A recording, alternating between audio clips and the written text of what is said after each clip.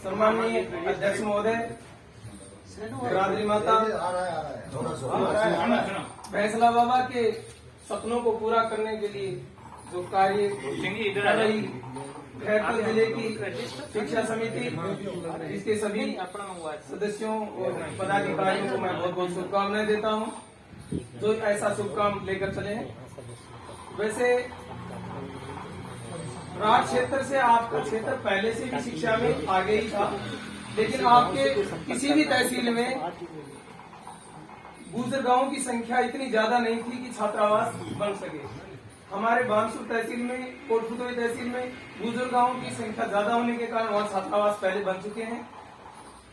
पर अब यहाँ जैसे ही जिला खैरतन की अधिसूचना जारी हुई है, आप लोगों में जो फुर्ती दिखाई दी है, जो जागृति दिखाई दी है, वो हमारे से भी बहुत आगे है।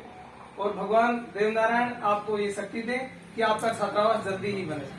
जब हमारे बानसूर में छात्रावास के लिए, जमीन के लिए पैसा उगाया जा रहा था, तो वो उमराव लाल गुरुजी जो आज नहीं है, उन लोगों ने शुरुआत की। मन्ना लाल पटवारी जी, भैरवराम जी डीओ साहब जो पहले उस समय मास्टर जी थे, परशुराम सरपंच महबूबाबाद, इन सब लोगों ने उस समय के तत्कालीन जितने भी नेता पंच पटेल थे, सभी ने सहयोग किया था और सब घर से पैसा लिया गया। और छक्का, क्रिकेट के मैच में छक्का सफलता दिलाता है, लेकिन एक एक रन का बड़ा महत्व होता है।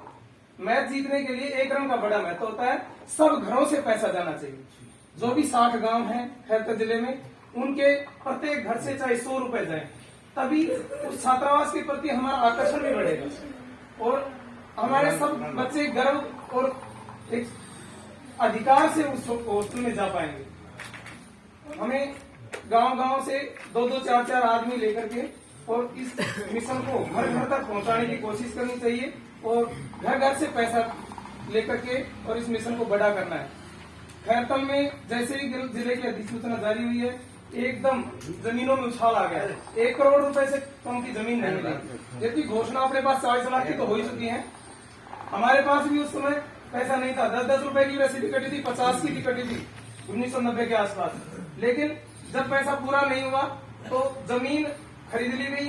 एक मन्नालाल पटवारी जी का साड़ा है माधर राउत का, उसने जमीन, अपनी जमीन गिरवी रखी और यहाँ छात्रावास की जमीन रजिस्ट्री करवा ली। फिर पैसा बचा तो आपके क्षेत्रों में जो बड़े लोग थे और भिवाड़ी जाकर पर्चियां काटी गई थी। तो क्योंकि बिरादरी का काम था, उसमें तो सभी को सहयोग करना था, उन लोगों ने सहयोग किया था। अब जब आपका ये छात्रावास बन रहा है तो भिवाड़ी तो आप में है ही, तो उन लोगों को भी आप शामिल करो, उनमें जागृति पैदा करो, उनमें चाव पैदा करो, उनको अधिकार दो। उनको शामिल करोगे तो वो जरूर जुड़ जाएंगे। और हम तो बानसूर तहसील के लोग हैं, हम भी सहयोग करेंगे, क्योंकि उस जमाने में उन लोगों ने हमारे छात्रावास में काफी सहयोग किया था। हमारी तहसील से और लोगों को भी मैं मोटिवेट करूंगा। मैं रोहितास चंदेला अपनी शुल्क कमाई में से 11,000 रुपए मैं भी आपके छात्रावास, आप सभी लोग सहयोग करें।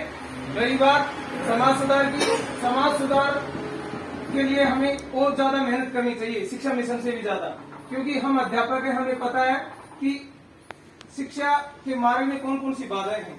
यदि सही है कि एक बार समाज को पढ़ा दो फिर कोई सुधार की जरूरत नहीं है, लेकिन पढ़ने से पहले ही तो बहुत बाधाएं हैं। जो ये कुरीतियां हैं, ये हमें तोड़ रही है।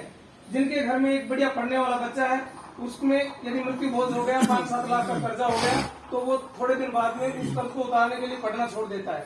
वही तो बच्चा अफसर बन सकता है, उसको हमने तोड़ दिया। इसलिए जब कुरीतियां बंद हो जाएंगी, धनवानों के बच्चे, तो धनवान तो मृत्यु बोझ भी कर लेंगे, 10 ऑर्डर भी कर लेंगे, उनके बच्चे जयपुर पढ़ लेंगे, लेकिन उनके बच्चे अफसर बनने लायक नहीं है। लेकिन जो गरीब का बच्चा, उसकी कमर तोड़ दिया हमने। इसलिए हम जब ये मृत्यु बोझ और ये बड़े बोझ बंद करेंगे तो उन पैसे को हम जयपुर, दिल्ली भेज करके अपने बच्चों को अफसर बना सकेंगे।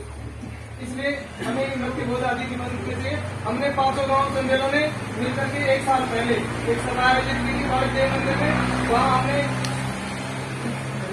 5 गांव ने मिलकर मृत्यु बोझ और भी छोटी मोटी कई कुरीतियों को बंद करने की कसम खाई थी और उस पैसे को शिक्षा पर लगाने के लिए कसम खाई थी। धीरे धीरे सुधार आएगा। समाज एक बड़ा सागर है, इसमें धीरे धीरे सुधार आता है, आ जाएगा। आप लोग तो पहले से ही शिक्षित हो और जिन गांवों में बंद नहीं हुए हैं ये कुरीतियां, उनको आप मिलकर के बंद करो, हम आपके साथ रहेंगे। इसी के साथ मैं अपनी वाणी को विराम देता हूँ। जय हिंद, जय भारत, जय जय राम।